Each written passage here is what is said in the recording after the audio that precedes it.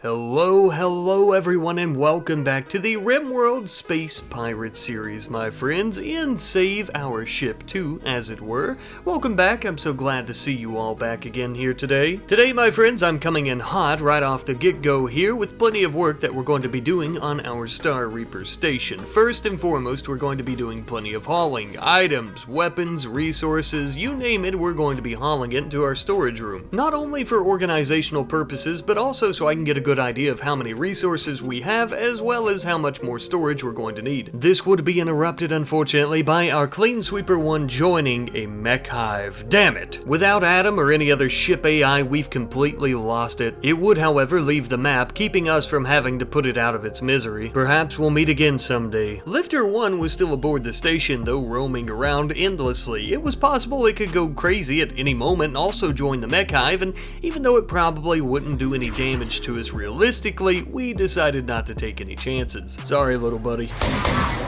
It had to be done. Better now than in the middle of some ship battle. Now that we've put down our rabid mechs, though, it was time for us to focus on some really important stuff around the station, such as our heat capacity, which has been a problem that's been plaguing our ships ever since we first got into space. There have been a plethora of other issues as well, of which I will take credit for, but the biggest one, at least in my opinion, has been our heat capacity during battles. We would end up building several new coolant tanks and also a handful of heat sinks. Now, the coolant tanks are much better in terms of heat capacity and how much they can handle. The only issue is the coolant tanks will actually bleed heat into the rooms, which will eventually make them superheated if we're not careful. After that, we began work on something of a recreational room. Can you guess what it is yet? I don't want to spoil it. Okay, it's a bar. We're going to actually be building a proper bar in what would possibly be the heart of the old Star Reaper. Felt like a pretty fitting place for it, and it also should be pretty well protected by all three of our shields on the station. I feel that a bar is perfect for our crew, and I wish that I could say this wonderful idea was mine, but indeed it was not. It was our good friend Paul the Iron Warrior 5921's idea, so thank you ever so much for your suggestion.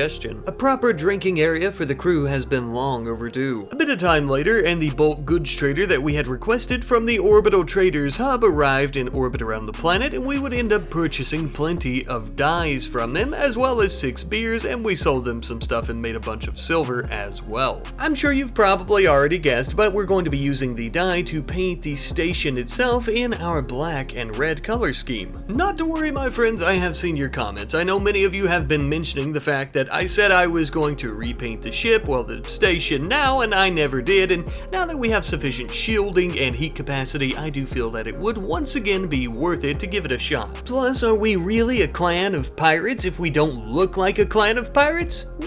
No, I think not. However, our sensors would pick up yet another ship in orbit around the planet that was abnormally close. Upon further inspection, this appears to be a stealth destroyer. No wonder we hadn't detected it sooner. Either way, it has shown itself now, and based on the size of this behemoth and that giant railgun on the front of it, I would say that we're in for quite a fight. Lucky enough for us, though, it would appear that the enemy destroyer is lacking in the torpedo department, making it quite easy for us to laser down what few they actually had fired at us. Though it would seem the occasional few were getting through our defenses. We would, however, begin prepping the shuttle car to fly over to the stealth destroyer, that way we could take out the crew on the inside. Meanwhile, Captain Udo himself would actually board the shuttle, and we would send it out to intercept any incoming torpedoes. Based on the size of that railgun, we're going to need to try to reduce any incoming damage as much as possible. Unfortunately, we couldn't see from the captain's perspective, but based on our radar and sensors, he, as well as our laser turrets, seemed to be doing quite well. As the captain was shooting down torpedoes to try and protect our station and Zap Zap's dart, our boarding shuttle had finally arrived. Sam and Porkins hopped out like lightning and immediately started firing their rockets upon the railgun. Now, normally I would try to save a weapon like this, but this main gun here was doing a lot of damage to our shields. And after what happened last episode, I wasn't taking any chances. As you might imagine, losing their main weapon on the ship set the crew's alarm bells off, and they all all came running outside into the void of space to try and attack us as we fled. Now, I'm not gonna lie to you, I thought that I had made a grave mistake here as we got backed into a corner. Luckily though, as the enemy approached, I realized that we were just behind the enemy ship's shields, completely protecting us from any projectiles. Now, was this just pure dumb luck?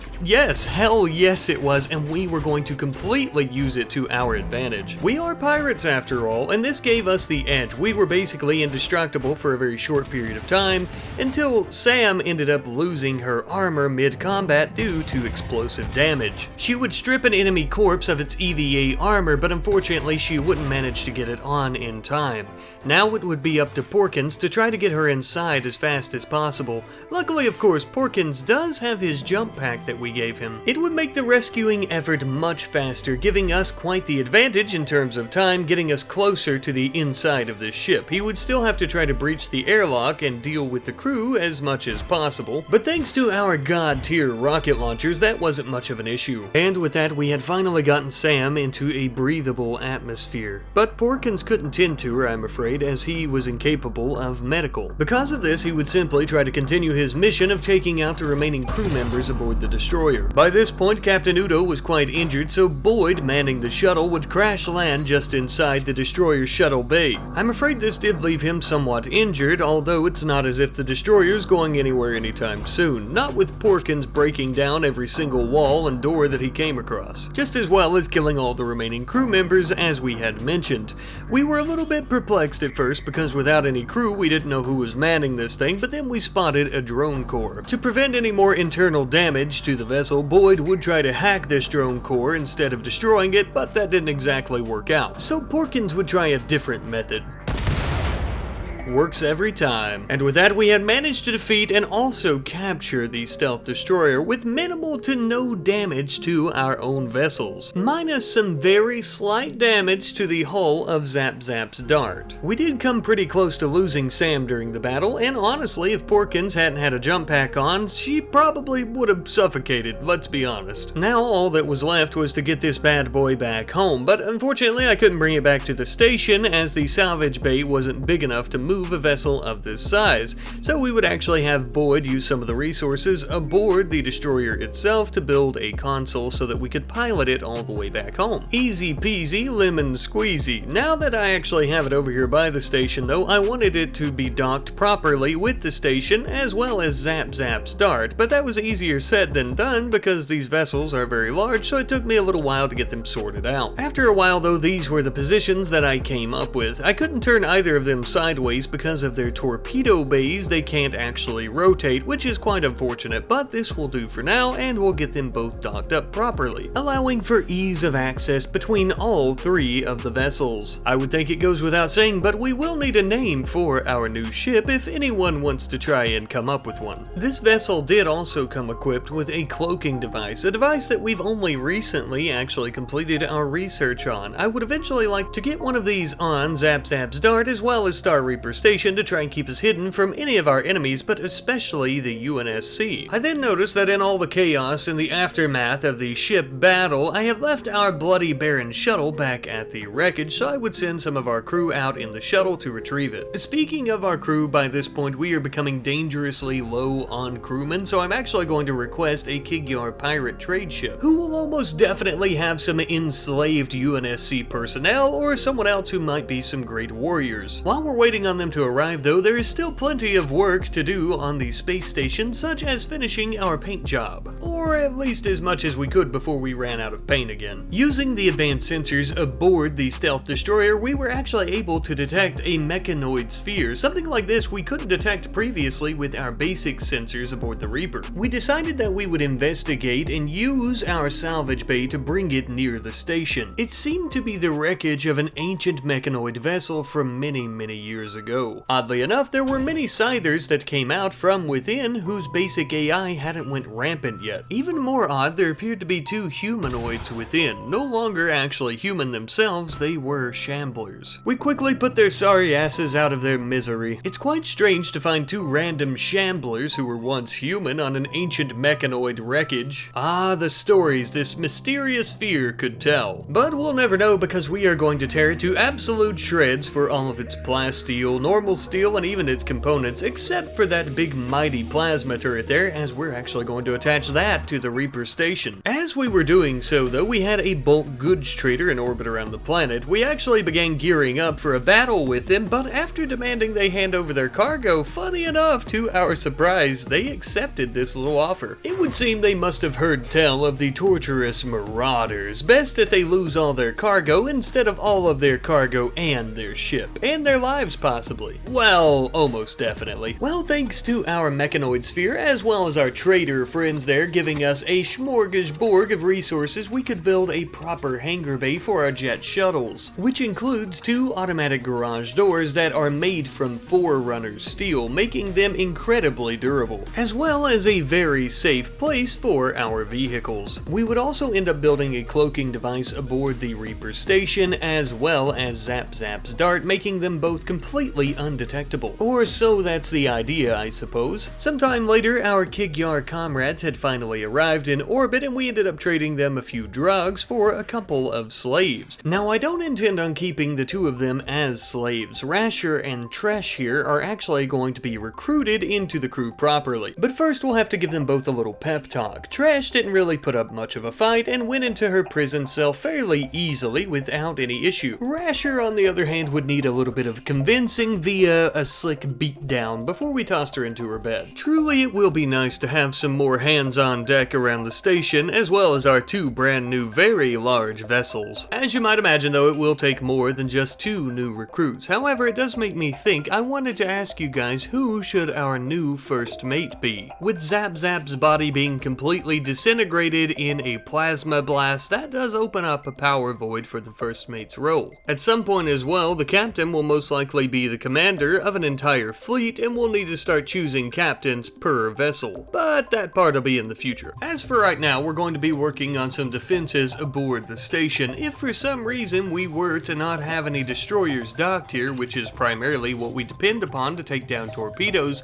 we need to ensure that we can at least somewhat take care of ourselves. The captain also felt that it would be a good idea to build some proper sleeping quarters aboard the station. Sure, barracks are fine aboard our destroyers, but on the station itself, we want to have a comfortable living, or at least more so than we would aboard our destroyers, as the station itself shall be the crown jewel of the torturous marauders. As we were in the middle of constructing our new sleeping quarters, we had some more Kigyar pirates that were in orbit looking to do some trading. We ended up selling them some Forerunner metal, a little bit of drugs and things like that in exchange for some gravity hammers and two new slaves. Once again, as I'm sure you already know, we do not intend on keeping Harmony and Paulus as slaves though, as we will once again be recruiting them properly among our ranks. In the meantime, our pirates that do all the shipboarding would equip their gravity hammers. Not only do these hammers pack one hell of a punch, but the backside is razor sharp, making it quite easy to pierce through any spacesuits. Swinging these large weapons around in the vacuum of space might not seem very practical, but if we can land a blow or two, it'll be well worth it. Then I decided to give the captain his very own living quarters that were actually a bit better than everyone else's. Up until this point, he's just slept in his own room and actually occasionally had to deal with a roommate. So I felt some proper accommodations and better living, like this glorious royal bed, were much needed and well deserved. It was during this time though that, using the ship's sensors, we had actually detected a Crab-class cruiser that was not responding to our hails. This could be a sign of distress, or perhaps even our fellow pirates. Regardless though, checking this ship for any wonderful loot and or resources is going to be a must. Whether they're pirates or not, ignoring our hails is a fatal mistake. We wasted absolutely no time sending out our boarding parties among our shuttles, as our scans began to detect that the Crab-class cruiser had many engines and was also very well armed. This giant was far, far from gentle. We would not only send shuttles, but of course we would also begin attacking with our plasma cannons and launching many of our torpedoes. The only issue with the torpedoes was that the Crab cruiser also had many lasers to take them down. Henry was the first to arrive at the enemy vessel, and though we were using our shuttle's laser to assist him as much as humanly possible, he was quickly becoming overwhelmed, and then the shuttle would give out on him as well. An explosion shattered both of his legs, and then he too would collapse into the void of space adrift. Severely injured, we would need to try to get to him as quickly as possible. Thankfully, Sam and Porkins have landed their shuttle pretty far away from the enemy vessel, giving them enough distance to try and attack the enemies from afar. They would also try to utilize this distance to bring the enemies outside of their ship's shields, which somewhat worked, but unfortunately they were quickly being overwhelmed by the enemies still. It also didn't help that the hostile crew had rockets of their own, and unfortunately they were very efficient at using them, even managing to kill Sam in the process. It was all up to Porkins now. In the heat of battle, all he could really do was try to run away and seek some sort of cover to fight the enemy from. I tried having him use the enemy shields to his advantage, and this was half working. The problem was that our rockets were not firing out either because of the shields, giving some of our enemies the opportunity to begin melee attacking him. Luckily, his gravity hammer would come in handy. Realistically, because of the overwhelming odds and how outnumbered we are here, Porkins would need to try to run away. So I decided to try and have him go around to the front of the ship so that we could take out their main weapon and hopefully infiltrate the ship from the absence of said weapon, utilizing his jump pack to try and get a head start away from the enemies. This did put a good distance between us and them, giving us a little bit of time to try and attack the railgun on the front of the ship, but eventually they would catch up with us. Porkins began taking heavy damage, and I really thought that this might be the end as he was fighting them off as best that he could, but it wasn't. However, the end was drawing near, it would seem, so I began trying to focus my attention on getting him inside this ship by destroying the railgun. If there was no way out, if we were completely surrounded and Porkins was going to die, we were going to take this cruiser out with us, by God. We focused our efforts on the control room so we could try to take this bastard out of action. Because the hull foam kept patching up every hole that we were making, breaching the airlock to the control room would be the only way. As Porkins rushed into the control room, as did the crew, and a rocket was fired, killing himself as well as one of the crew members. An honorable death, I'll say, even though he did end up killing himself with the rocket. I would like to think that Porkins knew his injuries were going to take him out either way, so he wanted to go out on his own terms, taking as many of these bastards into hell with him as he could. Even in death, he continued to kill the crew of the ship by having his body prevent the airlock from closing and thus causing them all to suffocate to death. Because of the great work and the great sacrifices made by our pirates, we had the opportunity to take down the engines of the cruiser, completely immobilizing it. During this time, Henry was still alive, though he was severely injured just in the artificial gravity of the ship as it made its very slow descent back into the atmosphere of the planet. We would quickly try to throw together a personal shuttle as fast as we could, as we had no other vehicles back at the station so that we could go and save Henry. Unfortunately, though, we would not complete the shuttle in time, and Henry would bleed out. He, too, making the ultimate sacrifice that was made by Sam and Porkins on this mission. We would continue firing at the cruiser up until the point that we actually destroyed the control room. The reason being is because we hadn't technically won the ship battle just yet. By the time we were finished, we had basically cut the cruiser completely in half. I would even send Captain Udo in, that way we could try to hack the computer core as well. Once the battle had technically been won and over with, the captain would then begin taking all the bodies of our fallen pirates back to the station. I wanted to ensure that they wouldn't be lost or destroyed when we began moving the wreckage around, because that's actually what happened to Tetsuya's body. The reason being is because I wanted to keep our comrades intact. There is a resurrector mech serum that we can use to bring them back to life. Now, originally we hadn't even considered this possibility because we were such a small clan of pirates, we would never get our hands on one, but now that we are quite the force to be reckoned with, if you will, I think it's a very possible possibility. The only issue is the ones from core RimWorld actually cannot be bought and or crafted, so we have to get them from Quest. We may end up adding modded versions that can be at least crafted, but let me know what you guys think about that. For right now, we do have a lot of work to do, such as retrieving both halves of the crab cruiser. That way we can try to deconstruct what we want, take the resources resources and any components and or electronics on board, such as this computer core. Captain Udo had already hacked it when it was still aboard the cruiser, meaning that it should be completely safe to hook up to our systems here on Reaper Station. Not only that, but this computer core did contain a persona core as well, meaning that there is an AI living within. We would allow the AI to take a physical form, and it appeared as a red female. She was unnamed though, and normally this is the part where I would ask you guys for one of your wonderful name suggestions, but I think I'll be naming her myself this time. I've decided to go with Eve.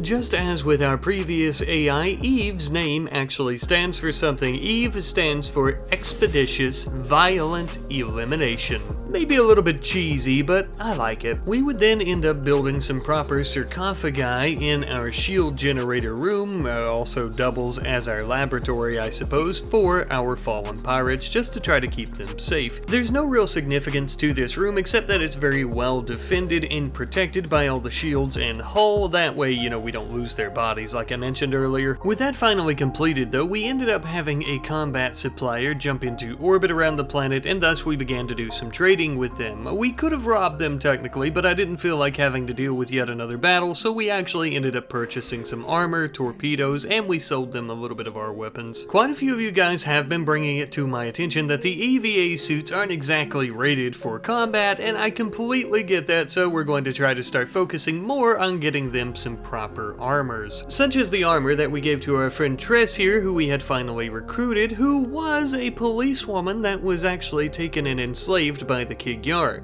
As you can see, she's got a pretty good medical skill as well as a shooting skill. Well, a good shooting skill in terms of her other skills, and she's also a quick sleeper, so that's good. Rasher, on the other hand, was an abandoned orphan who is actually still only 15 years of age, is a pigskin with not very great skills, but has a very high passion in several of them, also a iron-willed jealous jogger, as it were. Welcome aboard, friends. It should come in handy having two extra sets of hands, as we are actually going to be flipping the wreckage from the Crab Cruiser and adding on to the station here. Originally, I had considered trying to deconstruct a good portion of it, taking all the guns and anything else out of it that we wanted and trying to add on to the station after using the resources from the wreckage to kind of rebuild a new section, right? Or something along those lines, but I knew that would take absolutely forever, so instead I decided to just kind of deconstruct a good portion and keep what was left of it. That way we don't have to do so much damn work. It also still feels like something that space pirates would definitely do just by taking a large chunk and welding it on. Thanks to Eve, we now have yet another new clean sweeper mech that we are going to be naming Scourgebot, as I had mentioned that we would be doing in the previous episode. We had also finally managed to convince Paulus and Harmony that a life of plundering and pillaging among the cosmos is better than no life at all, and we'll toss them out the airlock if they don't join us, so they did. Paulus here was a wreckage explorer as a child who grew into a bloodlusting human computer, more of a pigskin computer in this case, but as you can see, because of that, he has a good shooting skill as well as a really good intellectual skill as well, so we'll have him do some research. Harmony here was a cave world tunneling child who grew into an undergrounder, careful shooting, night owlish brawling pit brawler of an adult. As you can see, Harmony also has a pretty good shooting skill, melee skill, construction, mining, and that's about it. Now you may be asking yourself why it is that I even care about adding the portions of the Crab Cruiser onto the station. Well, it's as simple as this, my friends. Guns, plasma guns, big ones, and lots of them, I might add. Each section of the Crab Cruiser has a lot. And that is also why we flattened both ends of the wreckage, that way we can add them together, they look a bit symmetrical, and we have a lot of said plasma guns now. Adding an absolutely holy shit ton of firepower to the station itself, as well as a brand new west wing just off of our storage bay. Everything really seems to be coming together once more. We are growing our station even further, as well as our fleet of ships, and even our crew. As sad as it is that we've lost 3 members of our crew today, we do hope to bring them back in the near future, hopefully, as I mentioned, but we have added 4 new members for a net positive of 1 total. So, all in all, not too shabby, I I suppose. But my friends, as this episode winds down to an end, of course I do have some lore for all of you wonderful people by you wonderful people. First up, we have some lore from our friend Dragon Turtle 2703, who is saying that perhaps the captain was a child spy for the insurrectionist, or some remnant faction of the insurrectionist, and that is why he was arrested by the UNSC, and part of why he's subjective to their authority and accustomed to violence. He just either grew a bit too cynical for those noble ideas, or has a unique way of pursuing them. Dragon Turtle also provided some lore about as to why the Sentinels were all over the random planets, of course, to try and stop the flood outbreak among these planets, which of course does make sense from a lore perspective in this universe, as well as just in Halo in general. Tying into that, we also have some lore from our friend Weirdo Christoffel 5285, who was saying that perhaps Zap Zap's death has Captain Udo no longer just wanting to fight the UNSC and loot their ships for, well, loot, but also just purely for revenge. Now, I do think that this would actually be for loot, as well as revenge, with revenge now taking the top priority, of course. But this may also tie into the fact that the captain already has a huge resentment towards the UNSC due to his upbringing as well as his adulthood. Now, you might be asking yourself as to why this would even strengthen the resentment that the captain has for the UNSC, since it wasn't the UNSC that killed Zap Zap. Well, as it is put by our friend Helicopter Bojoika-5234, that torpedo ship was actually owned by elite mercenaries who were in turn hired by the UNSC. The admiral of a fleet was afraid that the pirates would get their hands on UNSC technology as well as the UNSC ship designs. So essentially, to try and protect his reputation as well as UNSC tech and secrets, they had hired the mercenaries to try and take us out, which didn't exactly go to plan. Although I suppose they did manage to kill many of our people, so they kind of partially did the job. But my friends, that is all I have for you today in terms of lore, as well as just the episode in general, so I hope you guys have enjoyed. I love you guys. I'll see you next time. Goodbye.